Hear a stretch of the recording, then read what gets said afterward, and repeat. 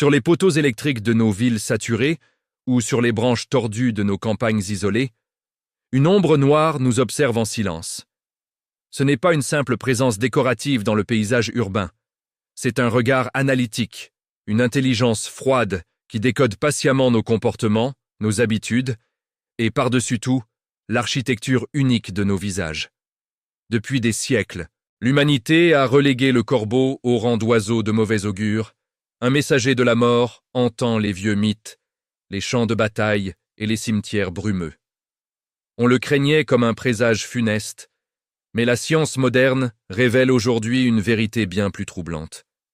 Derrière ce plumage d'ébène et ce cri rauque se cache l'un des esprits les plus sophistiqués et les plus rancuniers de la planète. Le mythe de l'oiseau sinistre s'efface pour laisser place à une réalité scientifique fascinante.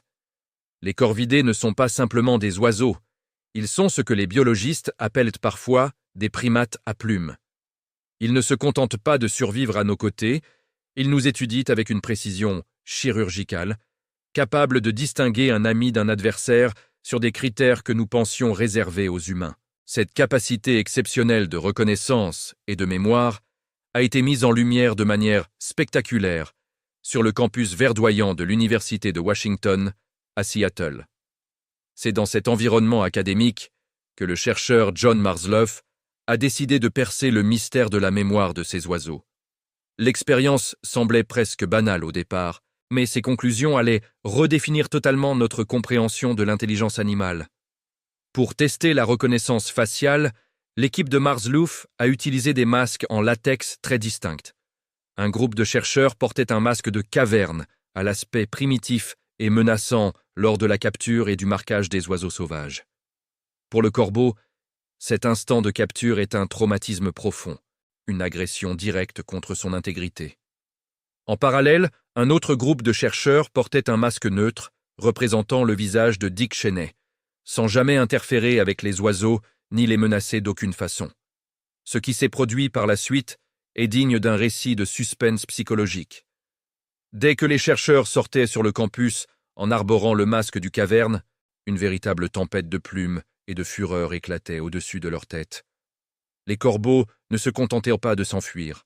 Ils s'organisaient pour mener des attaques de harcèlement coordonnées, une tactique connue sous le nom de mobbing.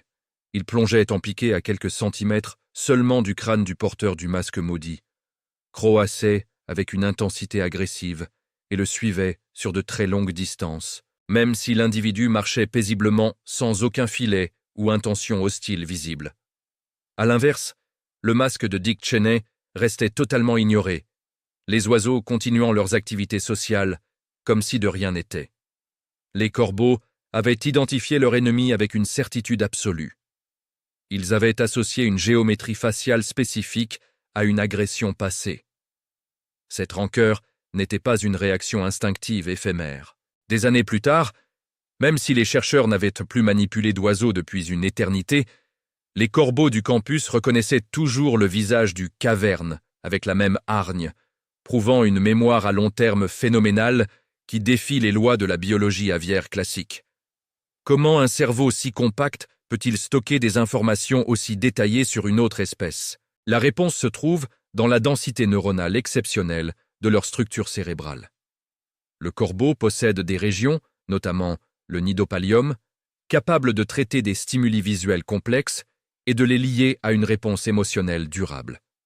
Pour eux, un visage humain n'est pas une forme floue, c'est une carte d'identité unique. Ils analysent la symétrie de nos traits, l'espacement de nos yeux et la structure de notre mâchoire. Pour un corbeau, vous n'êtes jamais un humain anonyme parmi la foule. Vous êtes soit une source de nourriture, soit un voisin indifférent, soit une cible prioritaire à abattre. Cette identification de l'ennemi ne reste jamais un secret individuel. Lorsqu'un corbeau repère un visage qu'il a marqué comme dangereux, il émet un cri d'alarme spécifique, un signal de mise au ban qui résonne avec une puissance saisissante dans toute la colonie. C'est un véritable appel à la mobilisation générale. En quelques secondes, des dizaines de congénères convergent vers la zone, partageant l'information du danger en temps réel. Cette capacité à désigner un ennemi public au sein du groupe démontre une conscience sociale d'une complexité rare. Avant de poursuivre cette exploration dans les profondeurs de leur esprit et de découvrir comment ils préparent leurs représailles, abonnez-vous à la chaîne et dites-nous dans les commentaires d'où vous nous regardez. Cette interaction entre l'homme et l'oiseau est tentée par une émotion brute. La rancœur des corbeaux n'est pas un simple réflexe de survie. C'est une manifestation d'une animosité calculée. Ils ne pardonnent pas les affronts et par-dessus tout, ils n'oublient jamais le visage de celui qui les a trahis. Le visage de l'agresseur devient une icône gravée dans la mémoire collective de la colonie, transformant un incident isolé en une véritable guerre de territoire qui peut s'étendre sur plusieurs générations d'oiseaux. L'œil noir qui vous fixe depuis la cime d'un arbre n'attend pas seulement une opportunité. Il pèse vos actes passés avec une précision glaciale, prêt à déclencher une riposte implacable si vous franchissez la ligne invisible de leur propre code de justice. Cette transmission de la haine ne s'arrête pas à l'individu ayant subi l'affront. Ce qui a véritablement stupéfié John Marsloff et son équipe de l'Université de Washington, c'est de constater que la rancœur envers le masque menaçant se propageait comme un virus invisible au sein de la population aviaire. Des oisillons, qui n'étaient même pas nés au moment de l'expérience initiale et qui n'avaient donc jamais rencontré les porteurs du masque de caverne, se mettaient eux aussi à harceler les scientifiques avec une virulence inattendue. Ce phénomène fascinant prouve l'existence d'une transmission intergénérationnelle du savoir. Les parents apprennent activement à leur progéniture qui sont les alliés et qui sont les monstres à combattre. Dans le secret du nid, avant même de voler avec assurance, le jeune corbeau intègre une cartographie mentale du danger hérité des récits sonores et gestuels de ses aînés. C'est ici que nous touchons au concept profond de culture chez les corvidés. Contrairement à de nombreuses espèces régies par l'instinct pur, le corbeau évolue grâce à un partage d'informations sociales extrêmement fluide. La survie du groupe dépend de la qualité de la base de données collective entretenue sur chaque humain de leur territoire urbain ou rural. Cette culture s'exprime par des tactiques de harcèlement ou mobbing d'une efficacité redoutable. Lorsqu'une cible est identifiée, le silence habituel du parc se déchire brusquement. Les corbeaux coordonnent leurs mouvements avec la rigueur d'une unité militaire. Ils exécutent des manœuvres de diversion complexes, tandis qu'un individu attire l'attention par des cris stridents en restant à distance, un autre surgit de l'angle mort pour une plongée en piquée foudroyante. Ces attaques répétées visent à épuiser psychologiquement l'intrus. Parfois, l'ingéniosité va plus loin avec l'utilisation d'outils pour la nuisance. On a vu des corbeaux transporter des cailloux ou des noix dures pour les lâcher avec précision sur la tête de personnes spécifiques. Ce n'est plus de la simple défense, c'est une forme de guérilla aérienne réfléchie. Ils utilisent la gravité pour marquer leur mécontentement, transformant des objets banals en projectiles de punition contre ceux qui ont osé les défier. Cependant, cette notion de justice n'est pas uniquement tournée vers l'extérieur. Au sein de la colonie, les corbeaux imposent des règles communautaires très strictes. Un membre qui s'approprierait une ressource rare sans la partager s'expose à des sanctions collectives sévères. Les chercheurs ont noté des comportements de tribunal où plusieurs individus encerclent et admonestent un dissident pendant de longues minutes. Cette capacité à juger repose sur une faculté cognitive supérieure, la planification et l'anticipation. Le corbeau ne vit pas que dans l'immédiat. Des expériences ont démontré qu'ils peuvent renoncer à une petite récompense pour obtenir un outil permettant un gain futur plus important. Appliqué à la vengeance, cela signifie qu'un corbeau peut patienter des jours entiers, que les conditions soient parfaites, pour frapper son ennemi sans risque excessif. Il guette patiemment le moment où l'humain baisse sa garde, où il quitte la sécurité de sa maison pour se retrouver vulnérable, à découvert. Tout cela est possible grâce à un langage d'une complexité inouïe. Leurs croassements ne sont pas des cris uniformes. Chaque variation de fréquence ou de rythme transmet une information précise. Ils peuvent décrire la nature du danger, sa direction et son degré d'urgence à leurs congénères situés au loin. Cette communication permet de maintenir un territoire de la discorde où chaque source de nourriture est un enjeu stratégique vital. La protection du nid déclenche souvent ces hostilités, mais la gestion des ressources alimentaires est tout aussi cruciale. Si vous interférez avec leur garde-manger ou menacez un oisillon, vous entrez dans les archives de leur mémoire collective pour des années. Le corbeau est un stratège qui pèse les risques de chaque confrontation. Il sait que l'information est son arme la plus redoutable et n'hésite pas à la diffuser pour isoler ceux qu'il considère comme malveillants. Cette mécanique implacable de la vengeance repose sur une perception où chaque geste humain est scruté et mémorisé, créant une surveillance constante où l'oiseau devient le gardien d'une justice ancestrale et implacable qui ne pardonne absolument aucun affront. L'adaptation urbaine a radicalement transformé la dynamique entre l'homme et le corbeau, transformant nos cités modernes en un laboratoire social à ciel ouvert où chaque interaction est minutieusement archivée dans une mémoire collective ailée. Dans ce labyrinthe de béton et d'acier, le corvidé n'est plus un simple spectateur de la vie sauvage, mais un acteur urbain qui a appris à décoder nos routines, nos horaires et même nos faiblesses. Cette proximité forcée a inévitablement exacerbé les tensions territoriales, mais elle a aussi révélé un aspect beaucoup plus lumineux et surprenant de leur intelligence. La capacité de gratitude. Car si le corbeau possède un génie pour la punition chirurgicale, il sait aussi récompenser avec une grande noblesse ceux qu'il considère comme des alliés fiables. Il existe des récits documentés à travers le monde de personnes nourrissant régulièrement ces oiseaux et recevant en échange de véritables trésors de la part de la colonie reconnaissante.